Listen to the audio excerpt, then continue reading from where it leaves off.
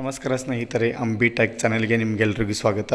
Friends, ಈಗ ಗೃಹಲಕ್ಷ್ಮಿಯ 14ನೇ ಕಂತಿನ amount ಏನಿದೆ, ಸೊ ಈಗ ಸುಮಾರು ಜನರಿಗೆ ಈಗ 95 to 97 ಜನರಿಗೆ ಏನಿದೆ ಗೃಹಲಕ್ಷ್ಮಿಯ 14ನೇ ಕಂತಿನ ಅಮೌಂಟ್ ಈಗ ಆಲ್ರೆಡಿ ಅಕೌಂಟಿಗೆ ಜಮಾ ಆಗಿದೆ.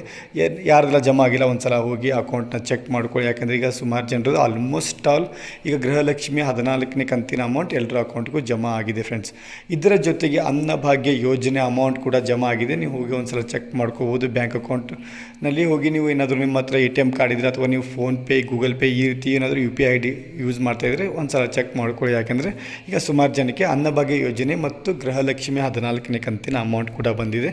ಮತ್ತು ಇದ್ರ ಜೊತೆಗೆ ಮತ್ತೊಂದು ಹೊಸ ಅಪ್ಡೇಟ್ ಏನಿದೆ, ಈಗ ಯಾರ್ದೆಲ್ಲ ಈಗ BPL ರೇಷನ್ ಕಾರ್ಡ್ ಇದೆ ಅವ್ರದ್ದು ಈಗ ಸುಮಾರು ಒಂದು 10,000 ಜನರದ್ದು BPL ರೇಷನ್ ಕಾರ್ಡ್ ಕ್ಯಾನ್ಸಲ್ ಆಗಿದೆ. ಸೊ ಕ್ಯಾನ್ಸಲ್ ಆದ ತಕ್ಷಣ ಅವ್ರದ್ದೇನು ರೇಷನ್ ಕಾರ್ಡ್ ಅವ್ರದ್ದು ಕ್ಯಾನ್ಸಲ್ ಆಗ್ತಾಯಿಲ್ಲ, ಅದೀಗ ಕನ್ವರ್ಟ್ ಆಗ್ತಾಯಿದೆ. ಅಂದರೆ BPL ಕಾರ್ಡ್ ಇರೋದು APL ಕಾರ್ಡ್ಗೆ ಕನ್ವರ್ಟ್ ಆಗ್ತಾ ಇದೆ. ಸೊ ಇದ್ರ ಬಗ್ಗೆ ಈಗ ಸಚಿವೆ ಲಕ್ಷ್ಮೀ ಹೆಬ್ಬಾಳ್ಕರ್ ಅವರು ಏನು ಹೇಳಿದ್ದಾರೆ, ಇದ್ರ ಬಗ್ಗೆ ಸ್ಪಷ್ಟವಾದ ಮಾಹಿತಿನ ಕೊಟ್ಟಿದ್ದಾರೆ. ಏನಂತ ನಿಮಗೆ ಇದೇ ವಿಡಿಯೋನಲ್ಲಿ ಅವರು ಮಾತನಾಡಿರುವ ಒಂದು ವಿಡಿಯೋ ಕ್ಲಿಪ್ ಕೂಡ ನಿಮಗೆ ತೋರಿಸ್ತೀನಿ. ಅಲ್ಲಿ ನಿಮಗೆ ಫುಲ್ ಕನ್ಫರ್ಮ್ ಆಗಿಬಿಡುತ್ತೆ. ಸೊ BPL ಕಾರ್ಡಿಂದ APL ಕಾರ್ಡ್ ಏನಾದರೂ ಕನ್ವರ್ಟ್ ಆಯಿತು ಅಂದರೆ ಇದರಿಂದ ಗೃಹಲಕ್ಷ್ಮಿಯ ಅಮೌಂಟಿಗೆ ಏನಾದರೂ ಪ್ರಾಬ್ಲಮ್ ಆಗುತ್ತಾ ಅಂತ ಇದ್ರ ಬಗ್ಗೆ ನಾನು ಸಾಕಷ್ಟು ವಿಡಿಯೋ ಮಾಡಿ ಕೂಡ ನಿಮಗೆ ತಿಳಿಸಿದೆ.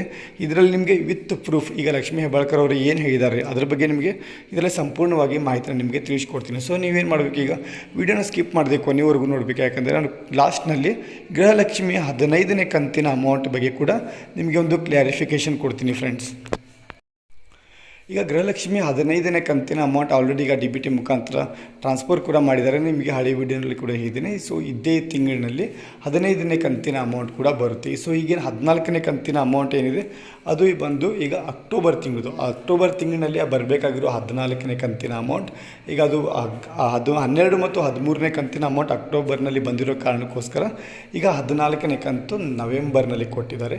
ಒಂದು ತಿಂಗಳು ಲೇಟ್ ಆಗಿದೆ. ಅದಕ್ಕೋಸ್ಕರ ಈಗ 15ನೇ ಕಂತಿನ ಅಮೌಂಟ್ ಏನಿದೆ ಅದು ಕೂಡ ಇದೇ ತಿಂಗಳ ಕೊನೆಯಲ್ಲಿ ಟ್ರಾನ್ಸ್ಫರ್ ಮಾಡ್ತಿದ್ದಾರೆ. ಫ್ರೆಂಡ್ಸ್, ಸೊ ಈಗ ಆದಷ್ಟು ಬೇಗ 15ನೇ ಕಂತಿನ ಅಮೌಂಟ್ ಎಲ್ಲರ ಅಕೌಂಟ್ಗೂ ಬರುತ್ತೆ. ಆದರೆ ಈಗ ಈ BPL APL ರೇಷನ್ ಕಾರ್ಡ್ ಏನು ಡೌಟ್ಸ್ ಇದೆ ಆ ಡೌಟ್ಸ್ನ ನಾವು ಮೊದಲು ಇಲ್ಲಿ ಕ್ಲಿಯರ್ ಮಾಡ್ತೀವಿ. ಇದೊಂದು ನೀವು ವಿಡಿಯೋ ಕ್ಲಿಪ್ನ ನೋಡಿ. ನಿಮಗೆ ಈಗ BPL ರೇಷನ್ ಕಾರ್ಡಿಂದ APLಗೆ ಕನ್ವರ್ಟ್ ಆಯಿತು ಅಂದರೆ ಏನಾಗುತ್ತೆ, ಸೊ ನಿಮಗೆ ಇಲ್ಲಿ ಒಂದು ಕ್ಲಾರಿಫಿಕೇಶನ್ ಸಿಗುತ್ತೆ. ಗೃಹಲಕ್ಷ್ಮಿಗೆ ಸಂಬಂಧಪಟ್ಟಾಗ ಗೃಹಲಕ್ಷ್ಮಿ ಯೋಜನೆ ಸ್ಪಷ್ಟವಾಗಿ ನಾನು 1,000 ಕಾಡಿ ನಿಮ್ಮ ಮುಖಾಂತರನೇ ನಾನು ಸ್ಪಷ್ಟಪಡಿಸಿದ್ದೀನಿ. ಯಾರು BPL ಮತ್ತು APL ಹೊಂದಿರ್ತಾರೋ ಮತ್ತು ಯಾರು ಇನ್ಕಮ್ ಟ್ಯಾಕ್ಸ್ ಮತ್ತು GST ಕಟ್ಟೋದಿಲ್ವೋ ಅಂಥವ್ರಿಗೆ ನಾವು ಗೃಹಲಕ್ಷ್ಮಿಯನ್ನು ಕೊಡ್ತೀವಿ ಅಂತ.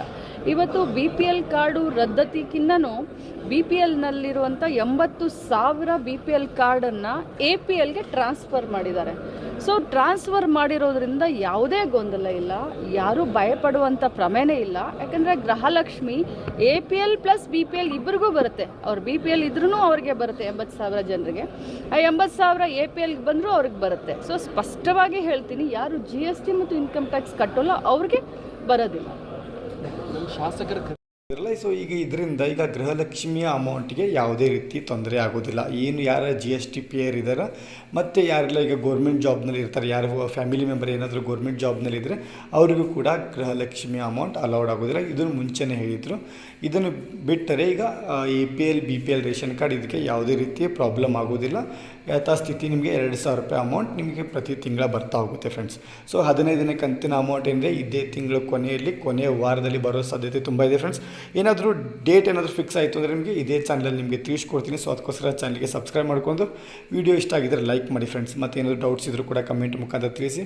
ಸೊ ಫ್ರೆಂಡ್ಸ್, ಈಗ ಮತ್ತೆ ಹೊಸ ವಿಡಿಯೋದಲ್ಲಿ, ಅಲ್ಲಿವರೆಗೂ ಜೈ ಹಿಂದ್, ಜೈ ಕರ್ನಾಟಕ.